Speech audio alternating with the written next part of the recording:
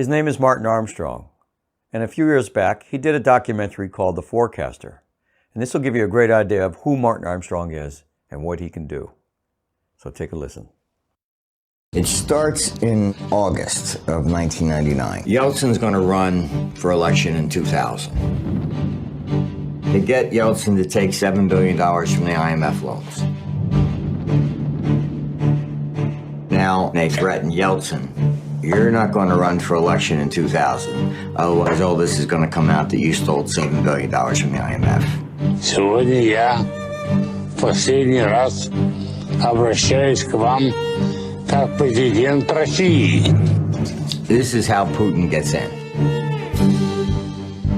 The reason we have this crisis is because since World War II, they basically borrow year after year. He didn't want to go to college. His father said, you got to do something. So he enrolled him at RCA Computer Store. I thought I could create a system that stores the knowledge of century to predict the future. The entire trading community would scramble to see his signals as soon as they were released. He predicted the top in the Nikkei index. The computer says your country is just going to completely fall apart in 8 days. Obviously, that prediction was correct. They realized that the model could forecast the rise or fall of a nation. I wanted that source code, which is text. We want the source code. I said, not getting it. Sorry. The government came in, they shut down everything, seized all the accounts. I had friends, they said, we'll put up the money in cash tonight. He's held with the worst of the worst. He wasn't backing down, and didn't seem like they were either. And he said to his mom, they want what I've spent my entire life developing, and I'm not giving it to them. 2014, the war cycle starts turning up again. You have the natives against the immigrants that are coming in. 2016, a third party began to rise. You get separatist movements. As the money begins to flow out of the banks, then you're going to see the rates start to take off. That is also the possibility of Europe breaking up. With rates that's so low, just a small uptick in rates, you're creating these interest expenditures are just going to take off like a rocket ship. When Europe is getting worse and worse, and the capital comes here. It then forces the dollar up. Assets begin to rise. If they're going to fear a collapse in Europe, it's going to move in different places. This is how it does. All right, so my guest today is Martin Armstrong. Do you go by Marty? Yes. All right, Marty. And it's a pleasure to have you on the show today, Marty. So thanks for coming on. Well, thank you for inviting me. Yeah, I appreciate it a lot. Anyway, I wanted to talk a little bit about Socrates and some of the predictions that that came up. Mostly, it sounds like it was looking for trends, and financial trends, and then that kind of parlayed into other things, like the prediction of fall of nations, like the 8-day phone call you had. Talk about that a little bit.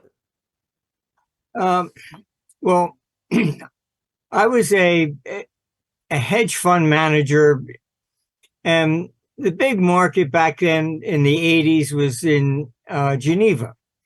That's where all the OPEC money was being managed, etc. And then Japan was starting to rise. And then I saw the capital moving, but also the talent. And I had a client over there, and he says, you should be opening an office here in Japan. And I thought, in Japan, I mean, that's, I don't know about that. And I went over, and I couldn't believe how many clients we had. Okay. And so after Japan peaked in 89, I then saw the same thing again. They were all moving to Southeast Asia. And so the money and the talent basically followed the global trends. Okay. So, I mean, even when Greece got in trouble in 2010, the way a trading room works is that they're all over there, they're shorting Greece, and they all made a bunch of money. And they go, great, okay, who's next? Oh, Spain, yeah, let's go over there. Okay.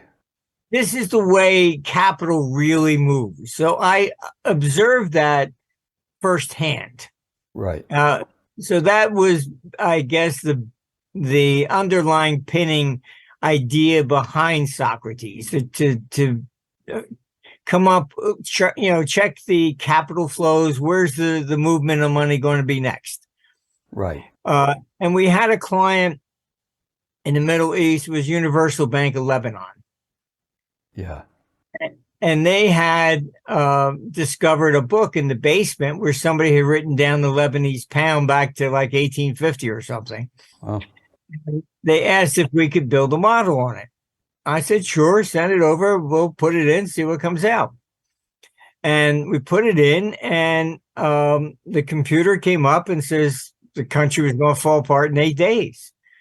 I thought something was wrong with the data. Yeah. I called them and I said, look, I mean, something's got to be wrong here. It says your country's going to fall apart in 8 days. And very calmly, they said to me, well, what currency would you recommend? And I thought that was a very strange response. Yeah. I said, well, it says the Swiss franc. Oh, okay, fine. Thank you very much. 8 days later, the Civil War began. Mm-hmm. So they obviously saw the movement of money to begin with, which is why they asked me to build a model. Yeah. It wasn't that they were, I think, dumbfounded. When I told them 8 days, they thought that was okay. You know, they didn't really say, oh, that's crazy or what, something like that. Wow. So they were obviously seeing the money moving in advance. So they were really coming to us for what's the timing, I think. Yeah. And then I had a client in Saudi Arabia who was one of the biggest in shipping. Uh-huh. And he called on the phone and he said, Iran's going to start attacking shipping in the Gulf tomorrow. What do you think gold's going to do? I said, you tell me a war is going to start tomorrow? Oh, yeah. What do you think gold's going to do?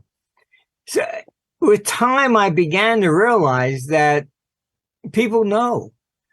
I mean, you even take this Iran war, the Ukraine war. I mean, the Washington Post came out with an article criticizing Zelensky because they said, the evidence came out that he knew about the invasion and he didn't warn his people. And his excuse was, well, if I did, $7 billion would have fled the country. Wow. And I mean, this you can look at it. This is what he said to the Washington Post. The day before on the Daily Wire, you can also Google, he stood up and said, Ukraine's we're going to rearm with nuclear weapons. Putin then goes in the next day. I mean, yeah. So was he deliberately trying to create this? I mean, it certainly seems to be. Yeah. Proxy war, I mean, to me. Yeah, I think, he was just getting his marching orders from, John McCain and the rest of them. Right. Right. And in 98, I mean, after 10 years of watching this, how the computer was picking wars and things, I did a conference in London, and the London Financial Times had snuck in, and they were in the back of the room, and I didn't realize at the time. And I gave our forecast and said, look, Russia's going to collapse, and I give it about 30 days. And on June 27th, 98, the FT puts on the front page, oh, Armstrong says Russia's going to collapse, and oh yeah, ended up being the whole long-term capital management crisis. I mean, they all failed, and that's when the CIA came to us and they said, all right, fine. They want me to go build this model for them, and I said, look, it took me 17 years to build this. I said, we'll be glad to run any study you want, but I said, I'm not going to Washington to build something down there. Uh-huh. And, that's when they got very arrogant and said, no, we have to own it. I said, well, I'm sorry, it's not for sale. I mean, I understand, they suddenly saw it as national security, and if it can forecast the rise and fall of a country, that's important to them. But, that wasn't its main focus. So it's very interesting to see how all this really happens. But it's really, if you know you're going to invade something, you move your capital in advance. Yeah. I mean, even the SEC came to us with the 9/11. And that's why they started looking for anybody that bought puts in advance. A terrorist would take positions to profit from whatever the thing would be to make money for the next one. Yeah. Which that just brings to mind, brings me to I think you mentioned there was some bonds and stocks and bonds right before COVID, like in December, Gates and Soros were selling stuff. And that was a pure sign, you said, of that something's going to happen. So when Dell asked you, did you predict COVID? And you said yes. So, and what I want to know about, how does it predict it? Is it just saying, well, there's money being moved and it's definitely going to be a virus that they're going to put out there? How definitive is it? Well, we also have models on disease, etc. I mean, any data series you can put in, and the computer will correlate it on out. I mean, there have been plenty of plagues all the way back in the Roman times, and they're important from a standpoint economically. So it will correlate it economically, and yes, we had a conference there in January. Said, okay, fine, the disease cycle is kicking in here as well. And so it all correlated together. But what COVID really showed was that the unusual aspect that it was clearly orchestrated. There were people that knew what was coming. They sold in advance. I mean, even the, Schwab and the WEF, they did the same thing. So you had people basically bailing out in advance of it, knowing what was coming. And now they used COVID. You have to understand how these things actually function. Okay. The next crisis we're going into is the central bank digital currency stuff. I wanted to get to that, yeah. But first they had to create the appearance of a private sector cryptocurrency. So I think they were behind the initial stage, and then you had a whole bunch of people, oh yeah, this is a great idea. So, I mean, the vast majority of them were private, but the idea, I think, came from them. I see. So, okay. Then you end up, with COVID. And what did they use that for? Cash is dirty. You use cash and you can get COVID. They convinced a lot of stores not to, accept cash. And now the next version is when they come out with the government cryptocurrency, basically. Fund Now or something? What's it called? Fund Now or something like that? Well, it's Fed Now. That's it. Yes. You're going to end up in a position. I mean, there's it's already going on Twitter. I mean, Klaus Schwab came out and said, total transparency. And if you got nothing to hide, then you shouldn't be afraid. But effectively, we lose absolutely all our liberty, period. It's already shown that,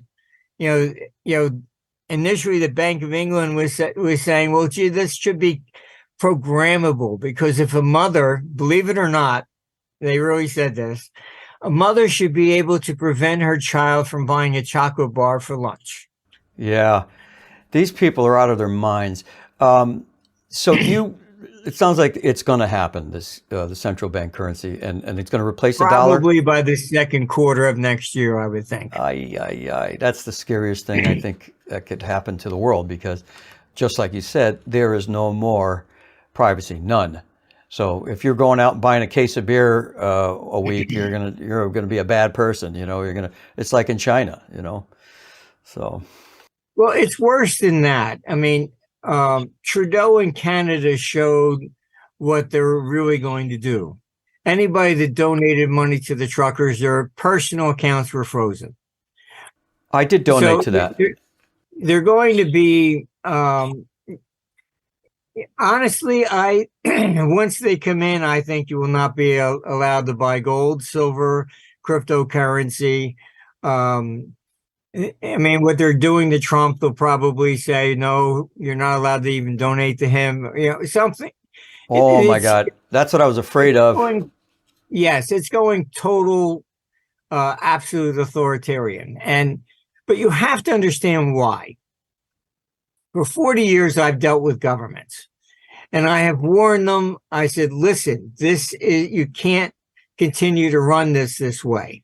You borrow money year after year with no intention of ever paying anything back.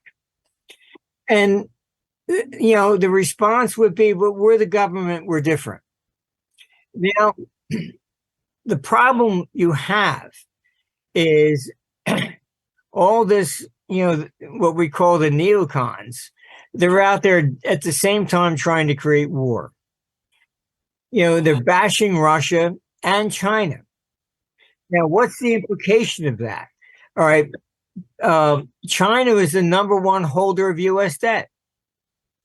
Okay. So do you go to them and say, gee, can you, borrow $100 billion so we can buy some missiles to shoot at you? I mean, China has been selling off U.S. debt, religiously every month anymore. Wow. Some people are calling it the de-dollarization. They removed Russia from SWIFT.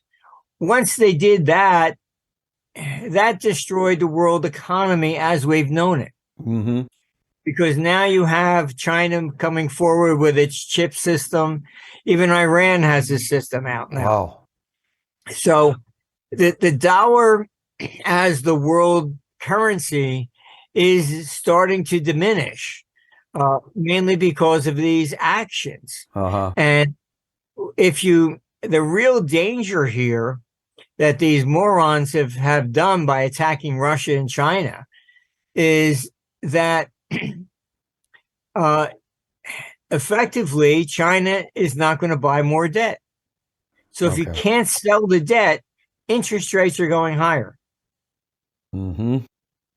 So when Powell is testifying and saying, it's CPI, and at the end he says, and international considerations. Oh, man. All right. Wow. So you mentioned before about that the China will be Wall Street will no longer be the financial capital world by 2032. I think you mentioned that year. Does that sound right? Yeah, I mean they're basically destroying the world economy. I mean this is wow.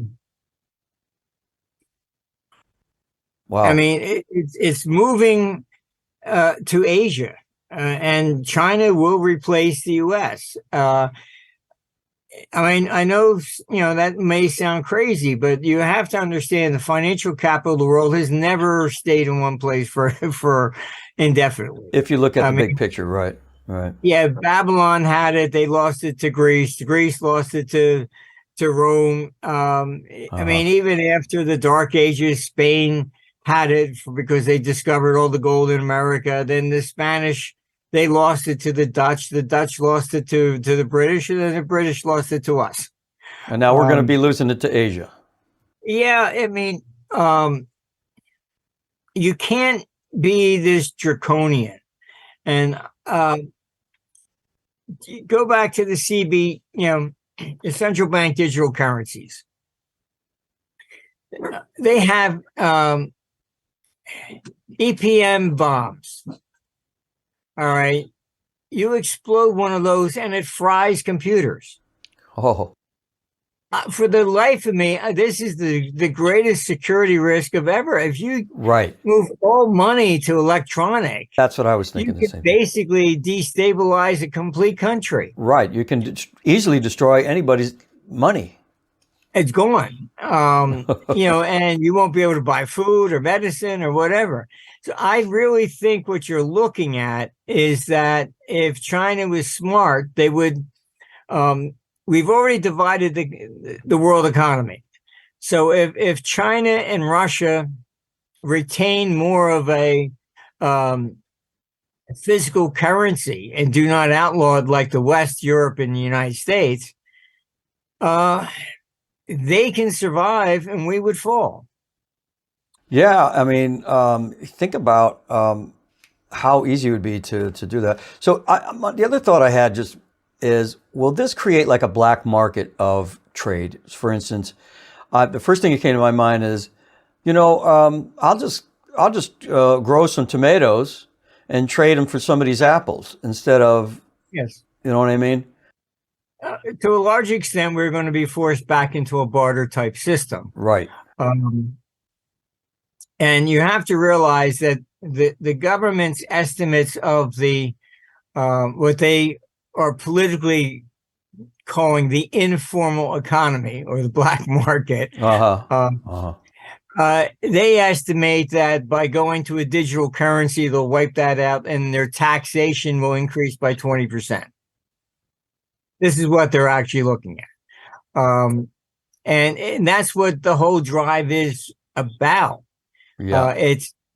They can't continue to fund this debt. And I know a lot of people say, oh, well, you should go to a gold-backed currency or whatever. That sounds very nice. However, they don't understand what they're talking about.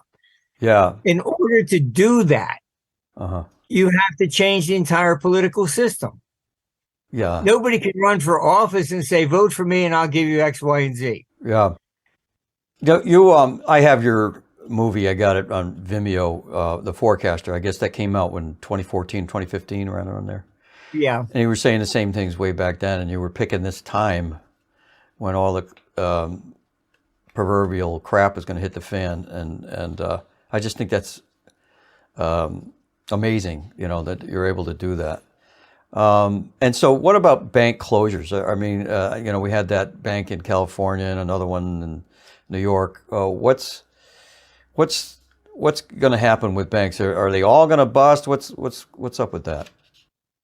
No, I mean, the larger ones are more sophisticated. If you look at the banks, basically the one in California, nobody on the board had any political.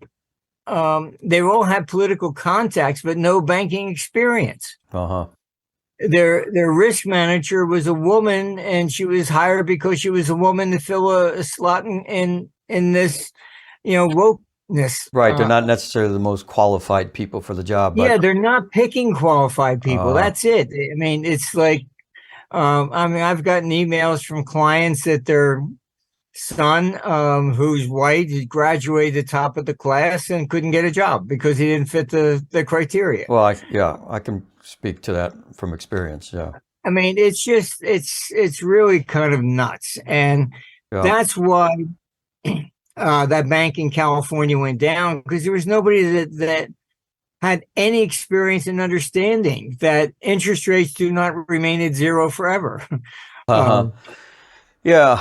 And you mentioned, like, people ask you all the time, so what are we supposed to do? And I think I heard you say a couple, I forget where, T-bonds, does that sound about right? A 30-day, 90-day? T-bills. I mean, you can buy directly from the government. So you're basically sidestepping the banks.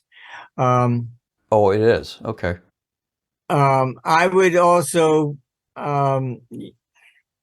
make sure you have like maybe a couple years worth of food available. Okay. Because there are shortages that are going to be taking place. We saw that with COVID. There's still sometimes you go to the store, there are eggs, and sometimes there's not. Right.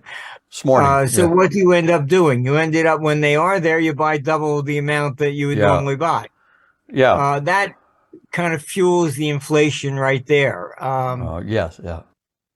So, I mean, I would make sure you have some, basically that, because then you have the whole nonsense of the climate change. Yeah, which I was going to bring up. That too. That's an important point. I like what you said. What you have on your website. I went on your website. I spent a lot of hours on your website, and you talk about climate change in a couple of different ways. Pretty clever. You quoted some people, and you talked about that. What is that current that switches around? Has a funny name. There's you have the current that's in the Atlantic, which, if you've ever gone up to Scotland, it takes the warm water from the south and brings it all the way up.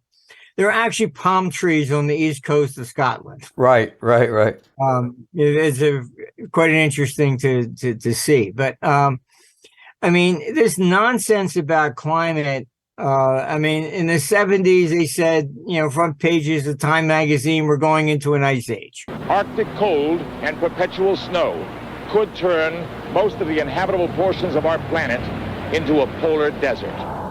The problem in analysis is that whatever happens today, they then assume that trend is in motion, and then they calculate it out on a linear basis and say, it's go up 1 degree this year, so therefore we'll do that for the next 200 years and we're all going to die. Yeah, right. I mean, that's like saying the Dow went up 1,000 points this year, so it's always going to go up 1,000 points. I mean, nothing works that way. No. It's like, if you go back to 1978, there was a series on with Leonard Nimoy, and they said that it's going to freeze. Everything's going to freeze. Yes. Remember that? I forget the name of that. In Search Of was the name of the show. Brutal buffalo winter might become common all over the United States. Climate experts believe the next ice age is on its way. According to recent evidence, it could come sooner than anyone had expected. Yeah. Incredible. It's always the same. It's what I call linear analysis. They take that, they work it out in the calculator and say, this is what will happen because this trend is going. They don't understand that there is a cyclical aspect to everything in the universe. All right. Yes. The climate always changes. It has never been the same. I mean, there was the Middle Age warming period, and you can track when climate warms. Basically, that's when civilization expands. When climate turns back down cold, that's when disease comes because the crops fail, people are malnutrition, and the Black Plague came in. It's you're looking at when crops fail, that causes typically the rise in disease. I mean, you can see the cycle. I think you have a chart on your site that shows when it was warm, it was the top of the Roman Empire. Then when they failed, it was cold. Then all the different empires. But you got to look at the big picture, and people don't. They just look, like I said, they look at it's like taking a chart of the Dow and it went up every day this week, so it's always going to do that for the rest of the of my life. It isn't that way. Like that multi-gazillionaire that bought all those stocks at the last day when it peaked. I think you mentioned that a few times.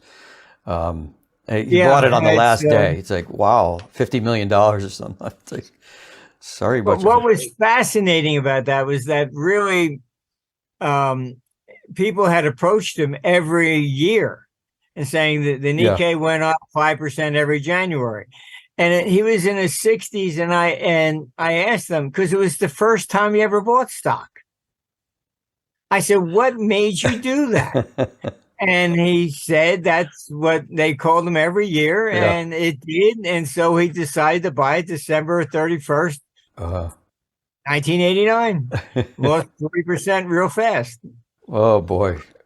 Well, I hope he had some money left over after that. Everything. It doesn't matter. We were born, we live, and then we die. I mean, we don't live forever. No, that's true. Okay, so you mentioned before on other podcasts and other shows about Trump and for me, I believe that the 2020 election was rigged, no doubt in my mind. And I think you mentioned that they're probably going to try that again, and then civil unrest will ensue. And is that civil war? Or just people are going to just go in the streets again like they did during the COVID? What's your take on that? It may be. I mean, eventually we're probably heading towards the United States will split. You heard him. He said the United States will split. Now, what that means, I'm not sure. Is it civil war? Is it civil unrest? Are they both the same thing? What is the difference between the two? Well, we'll find out more what he has to say about that next week in next week's episode.